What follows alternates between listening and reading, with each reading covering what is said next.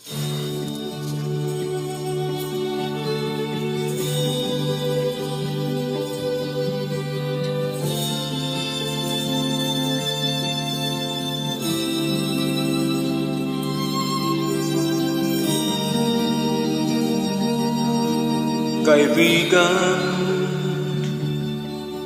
tila yata madamlay ang iyong pakiramdam, at ang ulo mo sa kaiisip ay tila naguguluhan.